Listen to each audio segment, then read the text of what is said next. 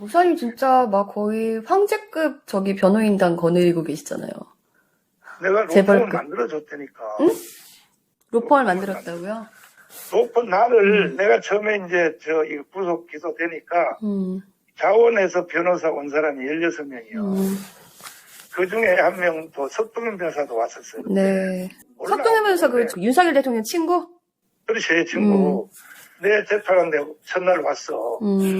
와가지고 왔는데 변호사들이 하도 많으니까 이 16명이 계속 변호해가지고 내가 76개가 다 모임이 됐는데 그래서 너무 감사해가지고 나온 뒤에 내가 따로따로 헤어져서 일하지 말고 로펌을 내가 만들었다. 그래가지고 돈 5억을 들여서 서초동에다가 로펌을 만들었어. 그래서 지금 다 한 자리에 있어. 그러니까 이게 지금 인터뷰에 한 게 2023년이잖아요. 네. 이게 무슨 얘기냐면요. 그 서초동의 한 건물에다가 한 층 자체를 다 그때 그 파라클라투스라고 해서 지금 김용현 변호인 그 이명규 변호사, 그러니까 이하상 변호사가 대표인 그 법무법인과 그 고영일 씨가 하고 있는 법무법인 취양 거기를 한 사무실에 다 사용해서 거기서 방송도 할 수 있게 하고 이렇게 만들어줬다는 거예요. 제가 이 얘기를 이제 복수로 다 확인을 했었거든요. 네. 근데 실제로 확인이 되는 부분이 뭐가 있냐면 주소지가 실제로 같았어요. 그러네요. 네. 서초구, 네. 강남 광일, 쪽으로, 네. 광일 빌딩 8층에 있었죠. 둘 다 8층, 여기 한 장소에 있었던 겁니다. 그러니까 정광훈 씨 말과 연결시켜보면 이게 정광훈이 실제로 자기가 만들어준 거다. 그러네요. 근데 이거를 솔직히 이제 그러면 사무장 법인일까? 근데 그렇게 보려면은 뭐 인건비나 이런 것까지 다 그렇게 줘야 되니까 그렇게까지는 아니겠지만 초기에 설립할 때 이 정도 도와줬다 뭐 이런 얘기고 액수는 실제로 5억인지는 모르겠어요. 그렇지만 실제로 정광훈 씨 말이 굉장히 신빙성이 있는 거죠. 이렇게 확인이 되는 거고요. 그리고 특히 근데 지금은 이제 파라클라투스가 보니까 그 옆에 공유 오피스로 바뀌었고 그리고 거기에 원래 이명규, 유승수, 구주화 변호사 3명이 같이 했는데 구주화 변호사가 빠져나가면서 그 법무법인이 지금 법무법인으로서의 어떤 자격 논란에 휩싸였잖아요. 맞아요. 예, 그런 상황이고 그리고 이명규 변호사는 또 이하상으로 개명도 했고 네. 또 파라클라투스는 자유서울로 법인명을 바꾼 상태입니다. 왜 이렇게 이름들을 바꾸는지 모르겠어요. 여기도 좀 이유가 있지 않을까 과거를 지워야 좀 됩니다. 궁금해지고요. 네. 여기 있는 그러면은 변호인들 대표적인 인물들 좀 볼까요? 전 이 2명이 가장 중요하게 보이는데요. 고영일 변호사. 이 사람은 반동성의 반이슬람 운동을 계속 열심히 하다가 김순규를 만났어요. 김순규 전 법무부 장관, 국정원장. 김순규를 통해서 정광훈에게 영입이 된 거예요. 네. 그리고 취향의 대표고 기독자유당에 입당해서 기독자유통일당의 대표까지 됐었고요. 이때 김문수가 여기 합류했었고요. 그리고 국민혁명당, 자유통일당 거쳐서 강서구청장 후보로도 나왔었어요. 네. 이때 당시에 반국가, 반시장 카르텔을 타도하겠다면서 이 자기의 어떤 보궐선거의 명분을 이런 식으로 삼았었잖아요. 굉장히 계엄을 할 만한 사람스럽지 않습니까? 계엄스럽다. 저는 이렇게 좀 표현이 되는데 거기다 이제 김용현 변호사입니다. 정광훈의 변호사에서 김용현의 변호사. 지금도 전광훈도 변호하고 있고요. 김용현도 변호하고 있고. 네, 그렇습니다. 정광훈이 로펌을 차려줬다라고 하는 그 법무법인에 소속됐던 그러니까 원래 법무법인 취향은 예전부터 있었는데 그 사무실을 만나면서 한 사무실을 쓰게끔 해준 거예요. 네. 그리고 네. 이명규 변호사, 이하상 변호사죠. 헌재에 나왔었죠. 네. 네. 전 파라클라투스가 지금이 자유서울의 대표고요. 네. 윤석열 동기. 예. 그리고 삼성중공업 법무실장이었고 국민혁명당 국민특검 단장이었습니다. 네. 그리고 국민혁명당에서 대통령 경선 후보로 나왔었고요. 네. 역시 김용현 변호인. 그러니까 김용현의 지금 변호인단이 사실상 이제 정광훈 사람들로 구성이 됐다 이렇게 보면 될 것 같아요. 그렇죠. 자, 한번 고영일이나 이명규 변호사가 정광훈을 위해서 어느 정도로 열심히 일하는지 네, 한번 잠깐 보고 오시죠. 예전에 한번 보셨던 영상입니다. 네. 고발했잖아요. 아니 지금 하지 말라니까. 전광삼 하지 말라니까. 위협받으라고 전광삼 하지 말라니까. 지금 뭐 뭐 하시는 하는 거야? 거예요? 뭐 하시는 뭐 거예요? 하는 거야? 왜 손대지 마세요.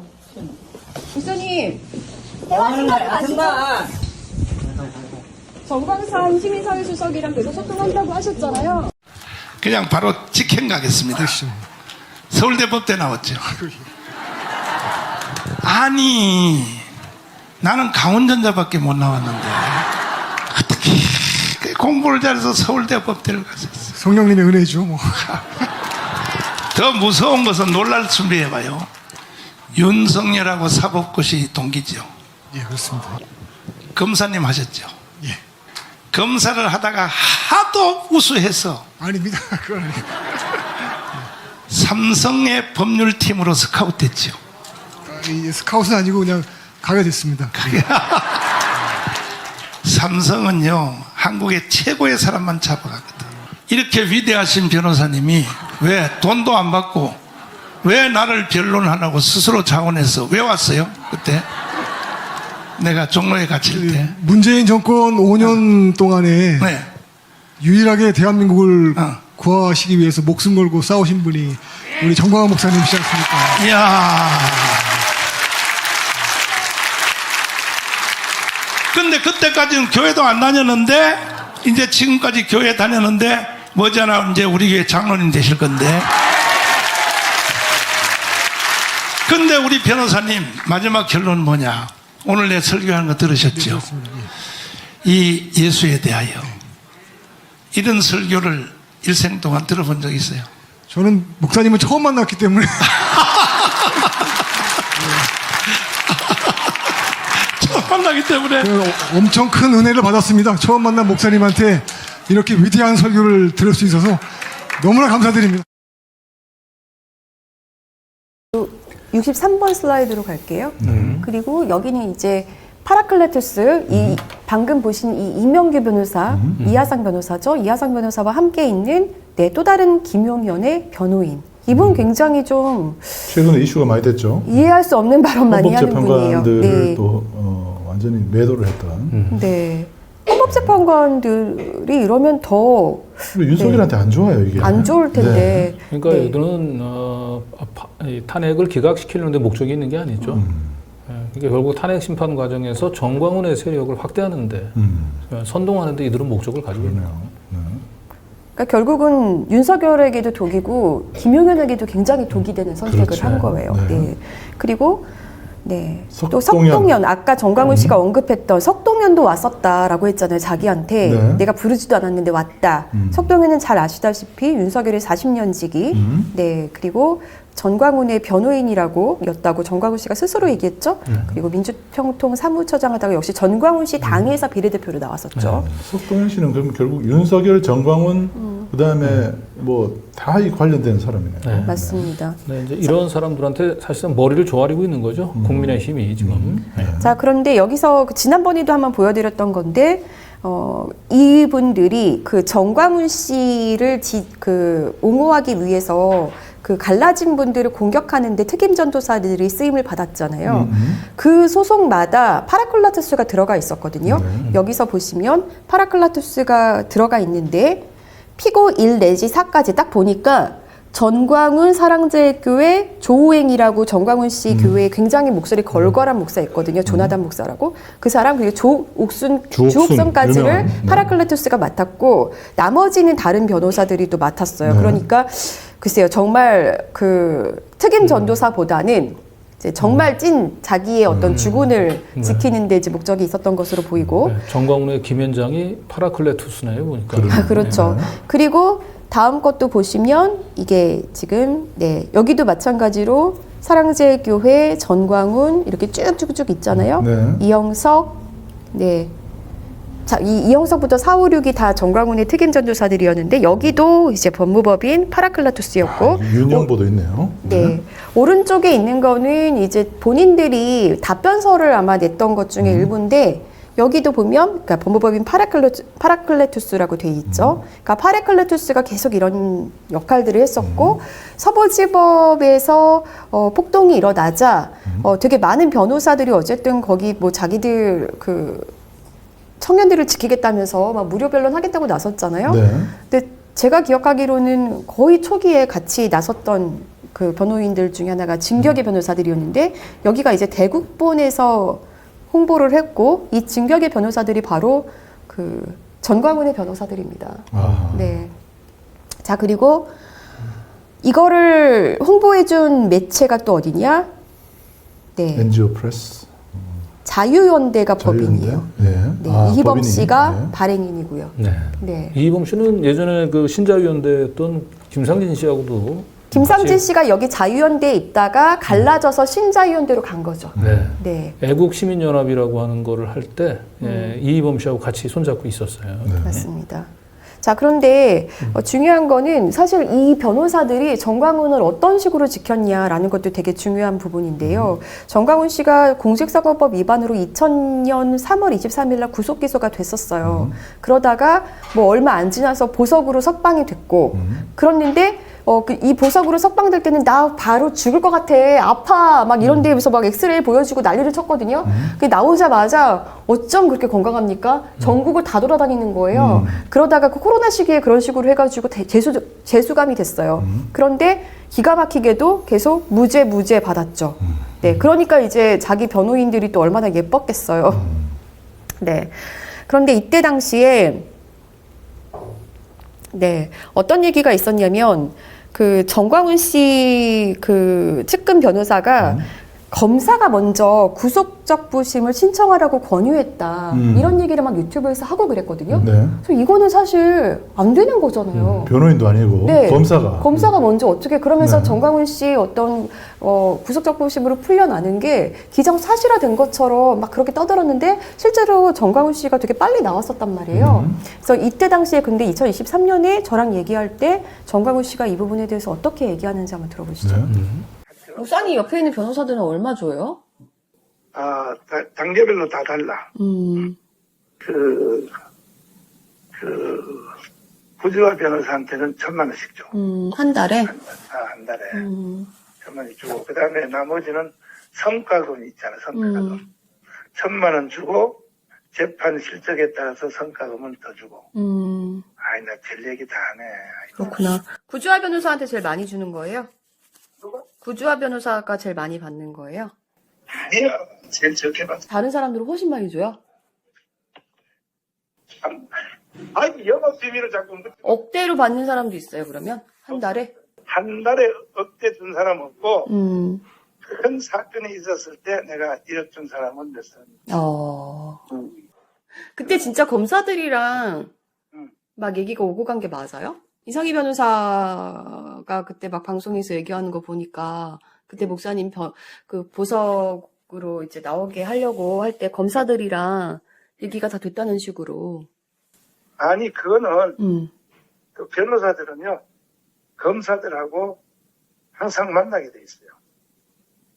가서 이 피고인에 대한 사정도 얘기하게 돼 있다. 네. 원래 법적으로 그렇게 하게 돼 있다.